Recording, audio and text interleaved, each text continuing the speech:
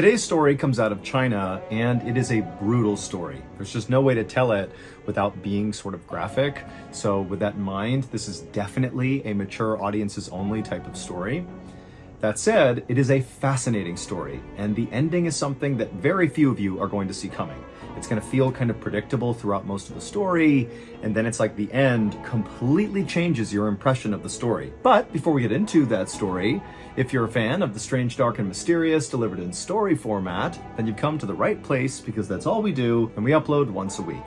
So, if that's of interest to you, please offer to power wash the like button's house, but be sure you set the machine all the way up so you blow off their shingles and blast all their paint off, and then you just leave. Just leave it as is. Also, please subscribe to our channel and turn on all notifications so you don't miss any of our weekly uploads. Okay, let's get into today's story.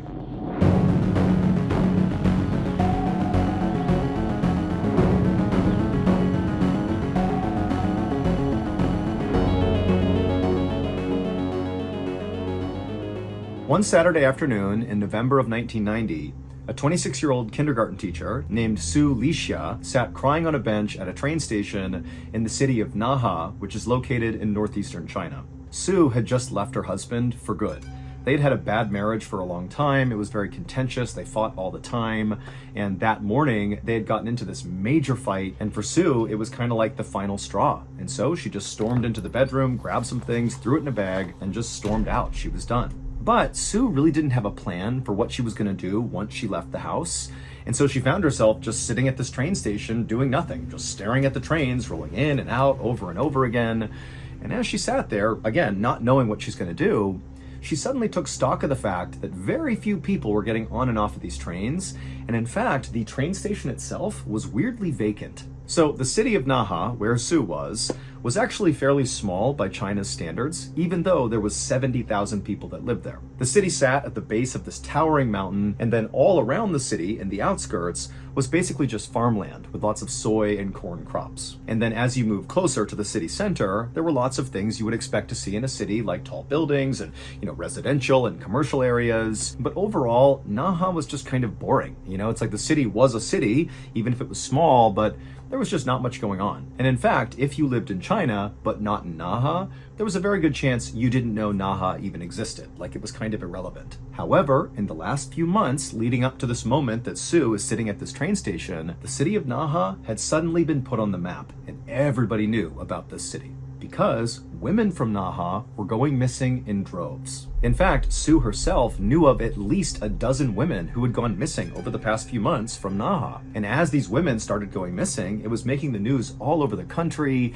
and women who lived in Naha were acutely aware of the risks of being out alone, in fear that somebody was going to come snatch them up and take them away. In fact, every time Su would go to work, she would make sure she would walk with other women, like in pairs, to ensure safety. This was a really scary time if you were a woman living in Naha. However, the caveat to the missing women was all of them to this point, when Su was sitting at the train station, had been sex workers. And Su, she thought, in virtue of not being a sex worker and instead being a kindergarten teacher, that somehow she was not actually that vulnerable to being snatched up or, whatever was happening to these women, she just felt like it wouldn't happen to her. But now, as Su sat at this train station, which again was eerily quiet and vacant, she couldn't help but feel like she had made a bad decision being here. She felt like she could easily become the next woman who went missing from Naha. And so Su began to think, maybe I should just go back home and try to patch things up with my husband, mostly for her safety, just to go back inside her home and be safe again. But before she could stand up to do that, she noticed on the other end of the platform this man who was exceptionally well dressed with this beautiful brown wool coat and fancy pants. He looked like he stepped straight out of a fashion magazine. He came up onto the train platform, and without saying a word, he walked slowly down the platform all the way to where Su was, and he reached into his pocket and he held out a tissue to her because he saw she was crying. And Su, she's looking up at the sky, and again, there's nobody else here, and she's very much on edge. And she doesn't know what to do. It was already creepy that this place was vacant, but it's even stranger to have a random man come up to her and try to initiate some sort of interaction with her. It just felt wrong and weird and very suspicious. But as Su stared at the sky, trying to figure out what his angle was, she could see that he had kind of kept himself standing back from her, kind of a respectful distance, not trying to crowd her out. And he was looking at her with a very sympathetic look on his face, and he's holding this tissue out, and he said to her, "Are you okay?" And he hands the tissue again, like, "Please take it." And there was just something about this guy that felt very sincere, and Sue kind of let her guard down, and she accepted the tissue and wiped the tears from her eyes. She didn't say anything, and then this guy, he said, "Hey, do you mind if I sit with you?" And at this point, Sue said, "Yeah, okay, you can sit down." And so this very handsome, well-dressed man took a seat next to Sue, not right next to her, again, respectful distance from her. And again, he asked her, "Hey, are you doing okay?" And for Sue, whose life had been basically miserable the last few months or even years with this terrible marriage she was in, she wasn't used to being asked if she was okay. And this man, who she didn't know, had caught her at this very vulnerable moment in her life. And it was like all her emotions just came pouring out. And she began sobbing hysterically, telling this guy that no, she was not okay. Her life was in ruins. She had just abandoned her family and she had no idea what she was going to do. And finally, when Sue stopped telling this guy all about her problems, she felt very embarrassed and kind of looked up at him like she was sorry for even saying as much.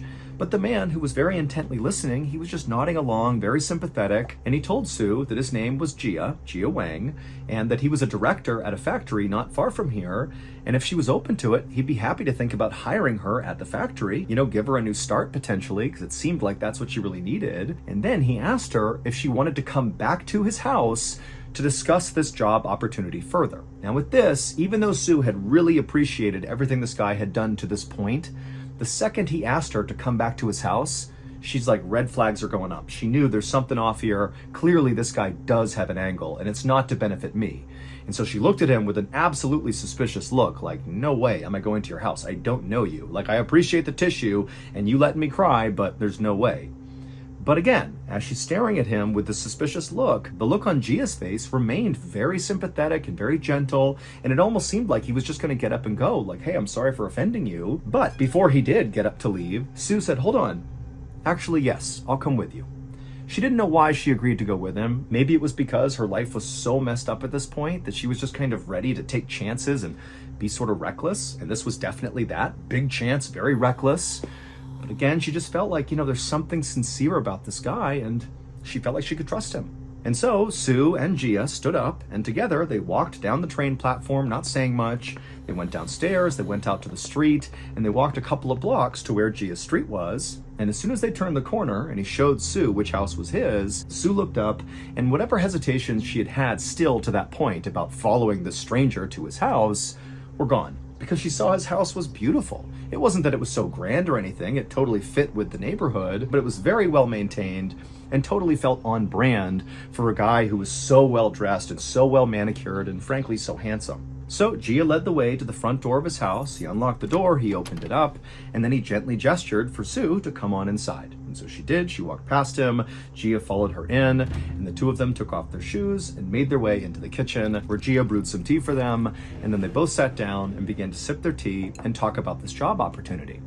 And so for a few minutes, Gia is telling Sue all about the role and what she might be doing. And Sue is kind of asking general questions about it. But, for the most part, she just kind of enjoyed being in the presence of somebody who seemed to care about her. But after she finished her entire glass of tea, suddenly Gia, who had been talking this whole time about the factory, just stopped. It was like he was waiting for her to drink that entire drink. And as soon as she was done with her cup, Gia, again, he went quiet and just stared at Sue with this kind of sinister look on his face, like he was very pleased with what was going on. And at that point, Sue looked down at her teacup and then back at Gia, and suddenly she began to feel very drowsy. It was like her vision was beginning to go, and she realized Gia clearly had poisoned her. There was something inside of her tea. And so before she could do anything, everything went black. A couple of weeks later, just a few blocks away from where Sue met Gia at the train station, a police officer named Zhang was standing behind his desk at the police station when a very concerned-looking elderly couple came inside. Now, this couple was here to speak with Zhang about a missing person, but the missing person was not Sue. She had been missing for 2 weeks now, nobody had seen her, but no one had reported her missing. Her husband had just assumed that Sue had left him, and that's why he hadn't seen her, and so he had naturally not reported that. And again, nobody else knew she was missing. So keep that in mind. Officer Zhang has no idea about Sue and Gia, none of it. But when this elderly couple came in to make a missing person report, Officer Zhang was not the least bit surprised. It was now December of 1990, and over the past 6 months, 20 women out of Naha had suddenly gone missing. Remember, Sue is not one of those 20. The 20 are mostly sex workers who went missing at that same train station where Sue met Jia. And so Officer Zhang was used to making all these missing person reports. But candidly, the police actually felt like, because these were sex workers that were going missing, they weren't sure if they were actually being abducted or if they were simply getting on a train and kind of leaving town to go work somewhere else. And so really there wasn't a whole lot of investigation happening to figure out why so many of these women were going missing. But again, Officer Zhang, he's not surprised that they're telling him they want to file a missing person report. But when Zhang took this elderly couple to an interview room to talk to them about whoever was missing in their lives, when this couple spoke, Officer Zhang knew this was different, because the couple was not reporting another missing woman from Naha who also happened to be a sex worker. Instead, they were reporting that a man was missing, a businessman. However, the details of his disappearance sounded eerily similar to all these sex working women who had also gone missing. This guy was last seen at that same train station where Sue had met Jia, and then nobody had seen him, and so that's why they were here. And so Officer Zhang, he wrote up their report, and then he told the couple that, very likely this man is okay, and he'll show up at some point under his own steam, but he told them the police would look into it, and they'd be in touch. However, as this couple got up and turned around and left, Officer Zhang couldn't help but feel like this missing man and all these missing women went missing from the same place, and it's the same city and it's the same pattern over and over again, but now we have a man. And even though Zhang wanted to write it off as an anomaly, he started to wonder if this missing man was connected to all these missing women. Because by January of 1991, so 2 months after Sue had gone missing without a trace and still had not been reported by anybody, and 6 weeks after that elderly couple reported that man missing, another 5 people from Naha had gone missing, 2 more women and 3 more men. And so now the police in Naha were looking at 26 people, men and women, that had all gone missing very recently out of Naha, and nobody had a clue what happened to them. And importantly, because now there were men who were not sex workers who were going missing, the police couldn't just write this whole thing off as, oh, these sex working women are just going to another city to go do their work there. Like that was not a possibility anymore. Clearly something bad was happening, and the police knew they really needed to do a real investigation here. So finally, in early spring of that year, the police in Naha formed a task unit and legitimately began investigating all these disappearances. But amazingly, there was no information. There was nothing. These people went missing and nobody heard from them. There was no evidence of where they went. There was not even any sign that anything bad happened to them because no bodies had been found. There was no evidence of really anything happening. All the police knew is these 26 people, not including Sue, so she would be the 27th person, had been at this train station and then vanished. And that's all they knew. And it got to the point where this story really began to spread around China, and it became like this running joke that if you don't want to live, go to Naha, because everybody assumed there had to be some sort of serial killer or something happening there who was just roaming the streets, picking people off.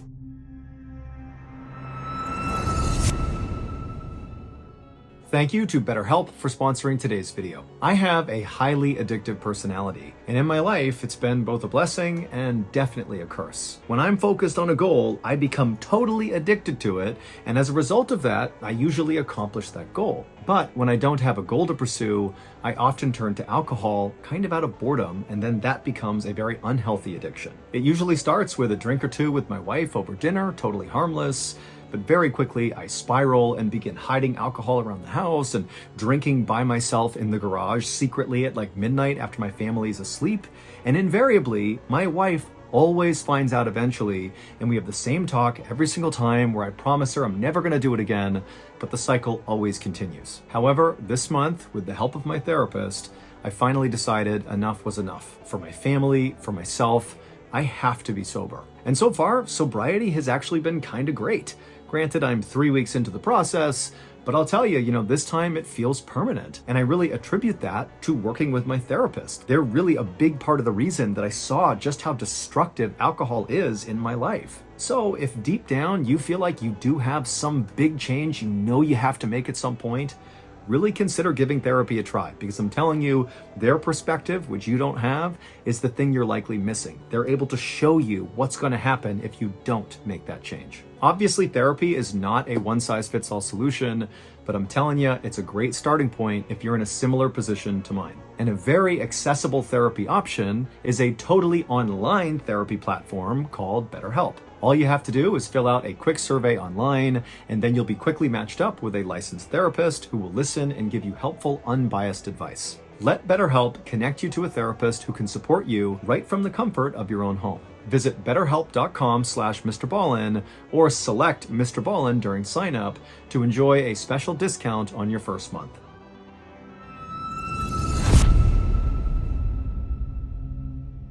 By late summer of 1991, when really this story had taken hold across the country and was becoming a bigger and bigger deal because there was absolutely no resolution here, police had no idea what was going on, well, the whole situation got a whole lot worse because now, in addition to people suddenly vanishing at the train station in Naha, more people were also going missing in other cities nearby Naha, but all along the same train line that left out of Naha. So more train stations, more disappearances all around the area, not just the city of Naha, but all around. And by the fall of that year, when over 30 people had gone missing all the same way from these train stations all around Naha, the police still had absolutely nothing to go on. All they had is, here are these people, here's where they were, they vanished, we got nothing else, no bodies, no evidence, nothing. But all that would change on October 22nd, 1991, roughly a year after Sue met Gia at the train station in Naha and then drank that drugged tea. On that October day in 1991, so again, a year after the disappearance of Sue, police at this train station, 1,700 miles away from the city of Naha, were doing random stops of commuters on the train platform. This had nothing to do with the ongoing investigation into all these missing people.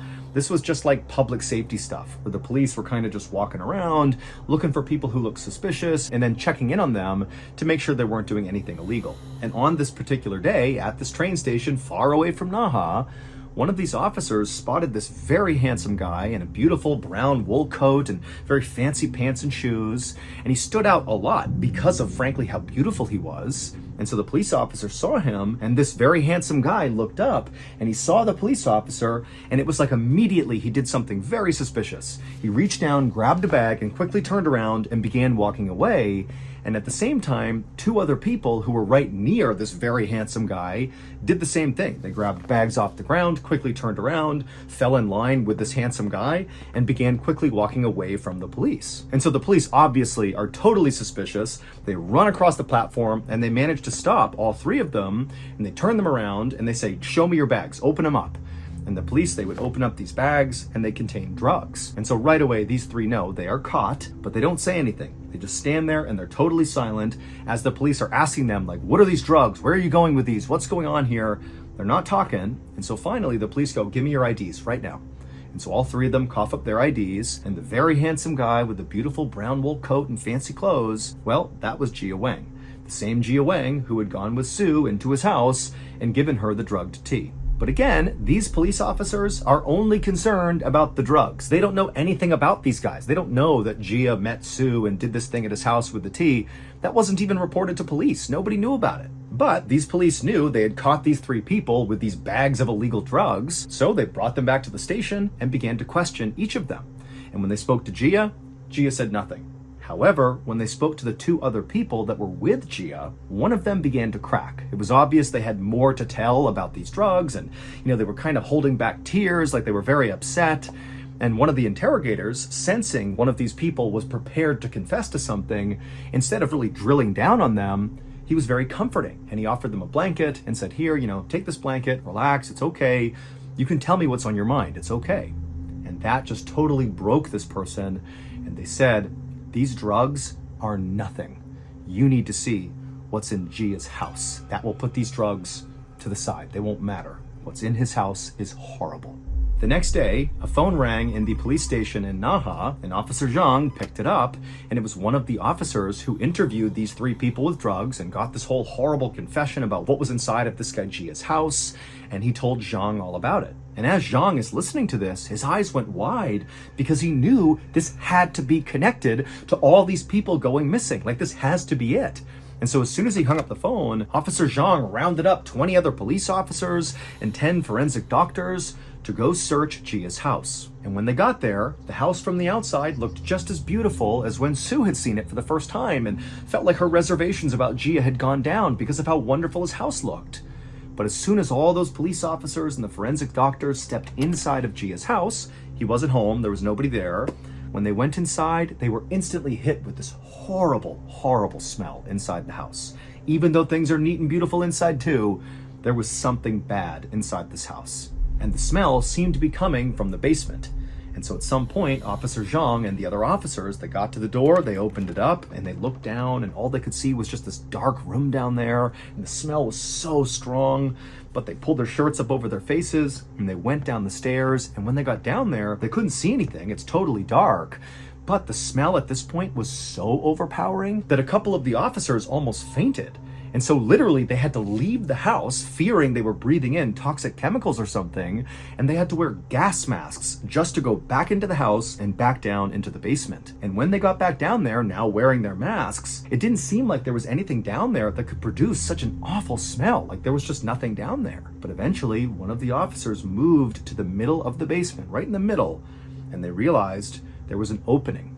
And they looked down into it and they couldn't believe what they saw. And at the same time, somebody upstairs made an equally horrifying discovery because they discovered a videotape, a VHS cassette, that contained this horrible footage that effectively explained what was going on inside of that pit in the basement. But to understand that, we need to go back a year to when Sue met Gia at the train station. She went back to his house and drank the drug tea and blacked out.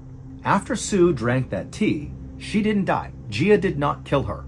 Instead, she woke up a few hours later being totally confused, and she was immediately hit by this horrible smell, but it was totally pitch black. She can't see anything, and she began feeling her hands around her, and she felt stone everywhere she touched, and eventually she realized she was in what felt like the bottom of a well. But it wasn't water she was standing in. She was standing in something that almost felt like jelly, and she began kind of touching it to figure out what it was. She could not tell, but she couldn't help but feel like the things around her were kind of moving, like they were alive. And then suddenly a lid that clearly sat atop of this pit began to slide over above her. And so suddenly light was coming down into this pit.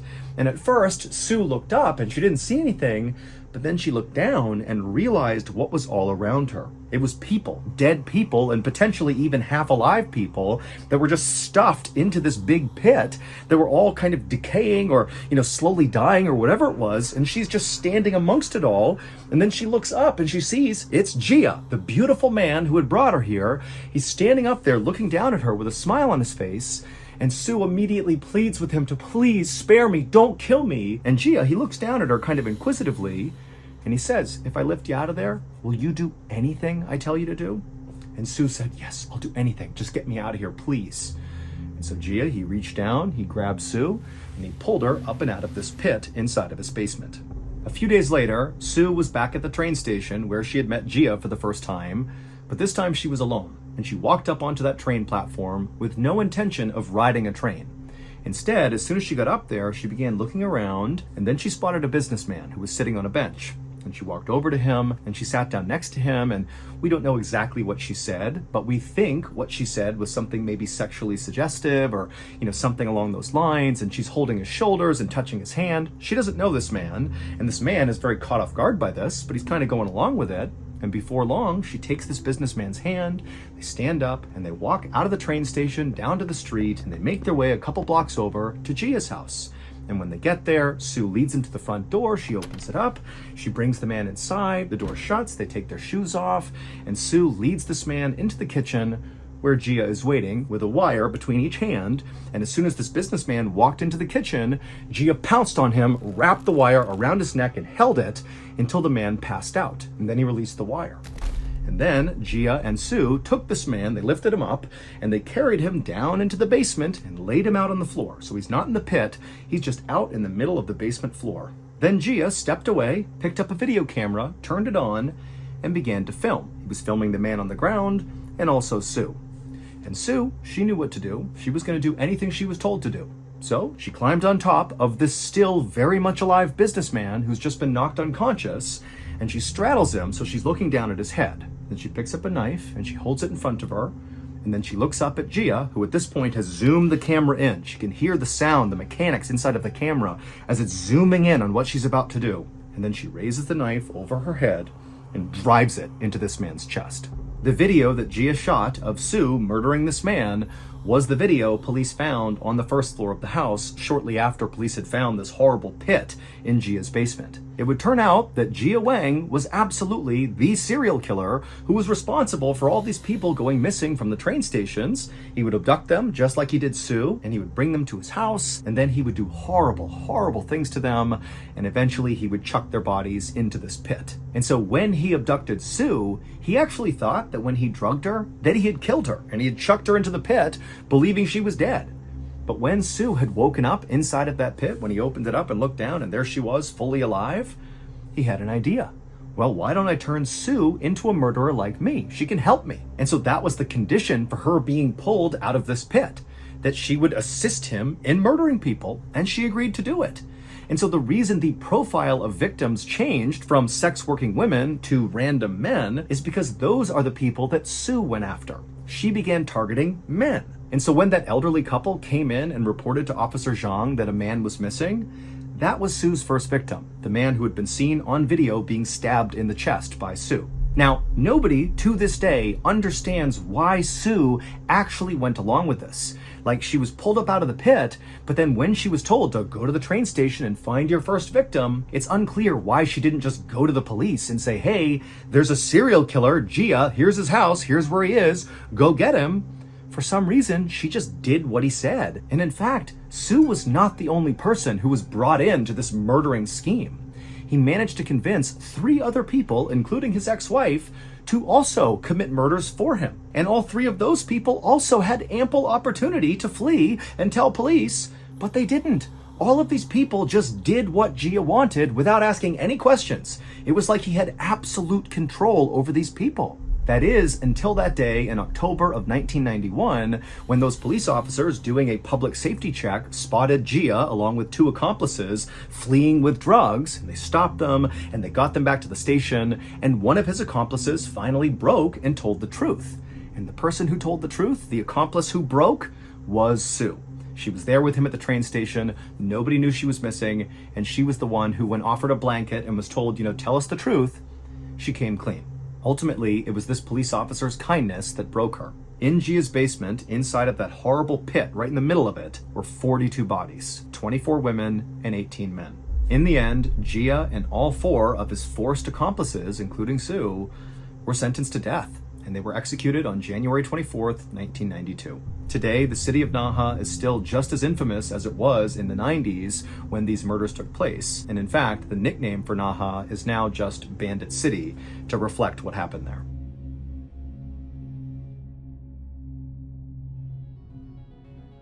I want to create a mildly effective